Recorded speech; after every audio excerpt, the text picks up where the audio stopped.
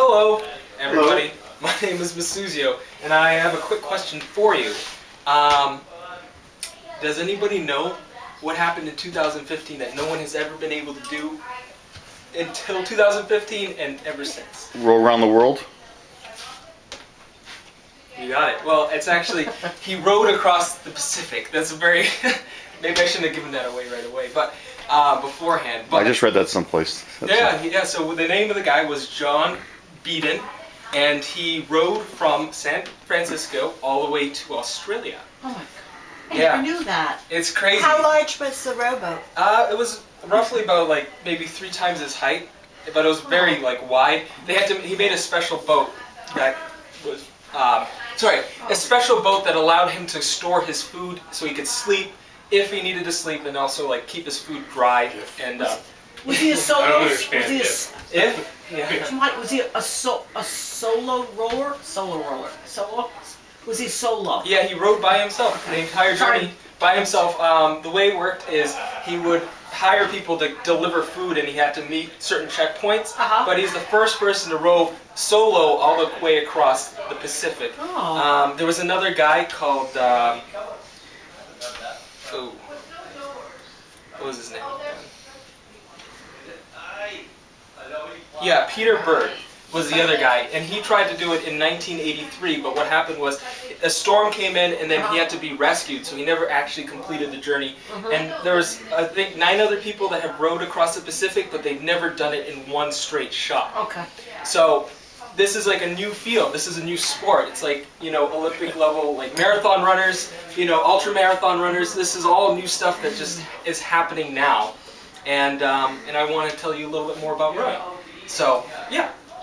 So that's a fun fact. So more people That have, was really cool. yeah, more people have hiked Mount Everest than have rowed across an ocean. Wow. Yeah. So yeah, Fascinating. This is a new, No, see, I'm not trying to reject my opinions into your speak, but I'm going to read about him after, Yeah, later on at home. he's an interesting guy. He's Yeah. 53 when he did it too. 53. More people have also Yep. been killed by vending machines than have rowed. Yeah, Okay. it's absolutely crazy, right? More people Is use he a it. U.S. citizen or Australian? I think he's a Briton British. from Canada. Yeah. Well, I got Oh. confused too because it said Briton with an O. Breton. Briton. So I think that's part of Canada. Yes. So he's Canadian. He's a Canadian guy. Yeah. Oh, But yeah. Breton. Oh, from Cape Breton, you mean? Yeah, maybe. I don't know. Okay. It just said Briton, and Was that's it all I two found. T's? Yeah, well, I was reading it from the BBC, so Okay. if you want to look more up, you can Alright. look at the BBC. So, anyways, it's good to meet you all, and I hope you're interested in what I have to say. So now I'm going to talk to you a little bit more about what rowing is. Rowing is a sport, and it is a weird sport because nobody really wanted to row at first. The first rowers were people that took their boats out to go fishing, and then we get sailboats from people going out to, we upgrade, we learn, and we change with technology as it comes, right? So we go from sailing to motorized boats, and why do people still row? Why is it even a sport? Why do we consider it a sport if it's something that people have been doing pretty much as long as human history has basically been around? Well, because in the 1800s something interesting happened. In Britain, along the Thames River in Britain, boat clubs started cropping up, and it was very interesting because they rowed together. It wasn't just like before you would row whenever there was like no wind, and you kind of had like these crappy oars that they stuck into the water just to kind of push you through the water. But in the 1800s, they actually started redesigning these boats so that way they could actually row together really efficiently and quickly through the water. And that's where we get the word shell from. Like, we have a racing shell, which is they were first carved from wood, and it took years. Like, some of these craftsmen were like, they spent years doing this. It's like, the best analogy I can give you is the gondolas in Venice, right? So the gondolas were made by expert craftsmen, and they were bought by really, really, really rich people as a sign of status. So the more big and, authentically cast and, what is the word? Sculptured gondola you had, the more wealth you had. Uh-huh. And in fact, it got to the point where people were painting their boats at crazy colors, and then Venice had to make laws saying you can only be brown, right? And then people would still pay the fines to have beautifully colorful gondolas. But that's not what rowing was about. So rowing was more like they just wanted the lightest, most streamlined boat possible.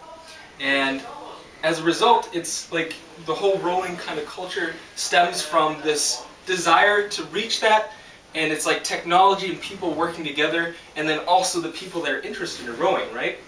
And that's basically how it started. So in the 1800s, that's when people started getting really interested in rowing. They started forming clubs, and they pooled their money together to buy boats. And then they would use these boats and row down the river, and they got better and better at rowing. And eventually, what happened was Oxford and Cambridge started to form a little rivalry. The Oxford-Cambridge rivalry is what kind of, if you look it up, it's the thing. And eventually, it all culminated, and the rowers kind of said, hey, well, you have a rowing club, we have a rowing club, how about we race together? And all of a sudden, you have the first intercollegiate race ever recorded, which is the Oxford-Cambridge boat race, which happens even today. They still have it every year. Oxford and Cambridge will row along the Thames. It's a 4.5-mile course. Well, it's 4.2 miles, and they row it every year. In fact, the winners, it's like evenly split. I think Oxford has won 80 times, Cambridge has won 82 times. So it's very exciting to watch, and people still go, and people sign up, you know. You can find it online if you're interested. It's called theboatrace.com. And that will tell you more information. But that's basically the birthplace of collegiate intramural sports. All collegiate Well, it was the first one that ever happened between two colleges, right? Oh, Okay. but And then- even any sport. Any sport, yeah. So Oh. rowing was the first. It was the first Oh, recorded. okay. I mean, there may have been like some that happened without people recording it, but Right. this is the first recorded one that is And like 18. What in year? 1826. Oh, okay. Yeah, and then basically after that, they didn't do the boat race for like a decade, and then people came back and said, oh, well, why don't we do this again?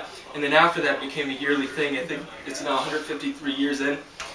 And then, so that's rowing. Eventually you get to the 19th century and the start of the Olympics in 1926. Rowing was one of the first Olympic events. It's one of the most exciting events to watch. People, what you have is you have the heavyweight eights, you have lightweights, lightweight eights, you have fours, you have pairs, and you have doubles. These are all different types of boats. So eights just means that you have 8 people in a boat plus a coxswain. And the coxswain basically just controls and steers the boat, and then the 8 people row all at once. It's very, what's the word?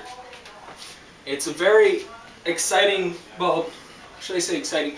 It's a very team-oriented sport because you can't just row by yourself unless you're in a single. But if you want to be in these fast boats you need to have 8 strong guys or girls all rowing together in perfect unison in order to get that boat to move really well. And that's where the technique and also the dedication to the sport come in, because you don't want just any person in the boat. You want someone that has technique, dedication, and experience. So that's the start and basically a quick history of rowing, right? And now, how has it changed over the years, right? So at first, rowing was a men's club. It was strictly men. Only men were rowing. And it was kind of like a gentleman's kind of club. People would go and sign up. And eventually, as it got more competitive, they accepted more and more people. And then eventually, in the, I think, mid-1950s and 40s, they started accepting women. So that was the first Olympics that had women rowing in the 1940s. And basically, ever since then, it's gained more and more popularity among women. And now there's about an even split between male and female rowers. And it's a great sport because it's not like any gender has a specific advantage over other people, nor race. It's very much Team. It's team-oriented. It's all about a team working together. Yeah.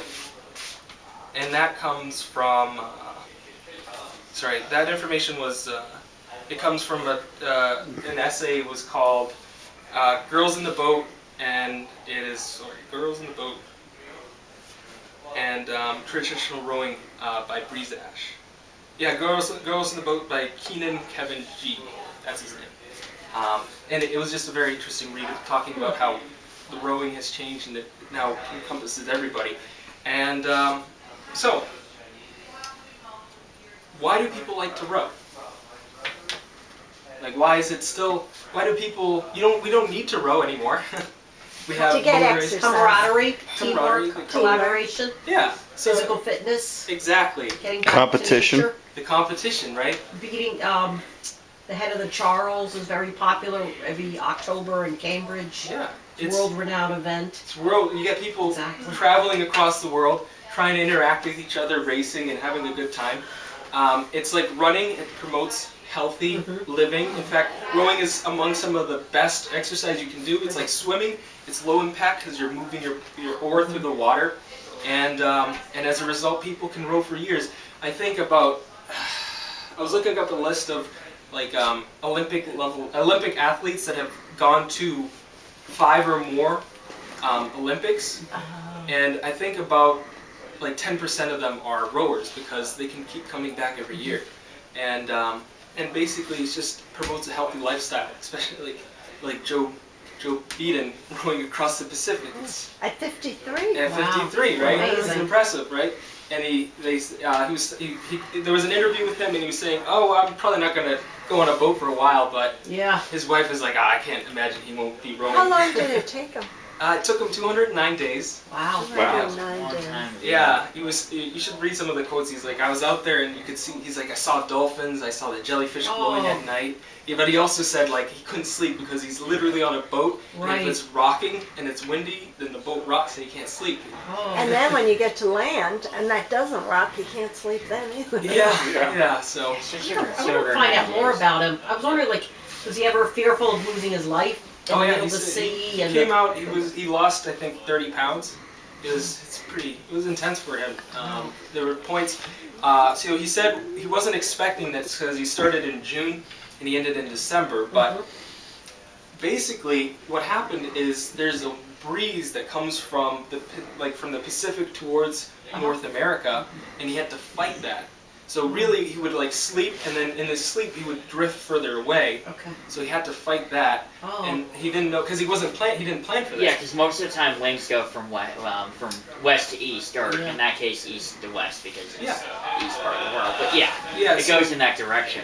He must have like a satellite phone. Yeah, he had to check every day Contact, to make sure.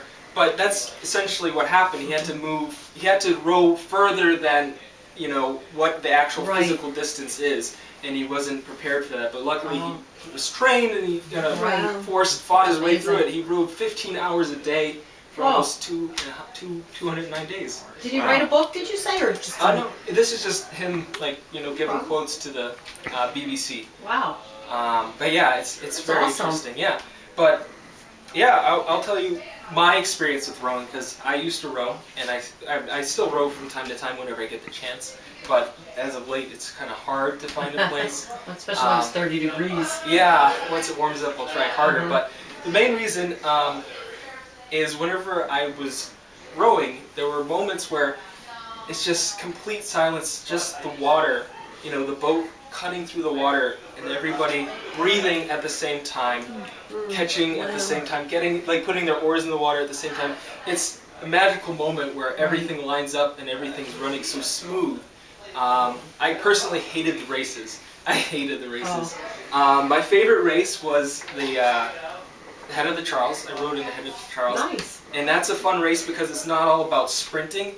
It's more about it's a 3.5 mile stretch of river, and you have to be very careful because they do it in heats. So like every 10 seconds, the next boat is launched, and So what happens is eventually at all the bridges, you get all the boats kind of like colliding, and you have to be very careful because they're all vying to get through that Right. bridge. So it's like more technique, and it's also more like your coxswain has to be a very good coxswain in order to get through those bridges without crashing, right? Oh. So some people have died rowing too. Oh. You all look And, cold. Did they not bring No, up I'm fine. And Yeah, and You're also taking pictures. it also gets He's keeps making you- a speech. Yeah. But nobody turned it on. So Yeah. Okay, we've been having way too much for the guacamole and chips, you guys. They're all I sitting can eat the whole thing. The guacamole and chips. They've been mocking you guys. He's giving a recorded speech. I'm gonna finish my speech. He In doesn't this. want to He can record a speech. Yes. There goes the cat. Sorry, I'll get over it. Oh, thank you. I love guacamole. You're welcome. I know. Like, Oh, okay. I tried to make it I nice. was So. squeezed between. But anyways, so Special Oh, ingredients. Your back side, out so here. thank you. Say that. I got this. All right, sit there. So the other thing about I got rowing it. is you No, no, learn sit about down. the environment I more realize. than you might think. Because why?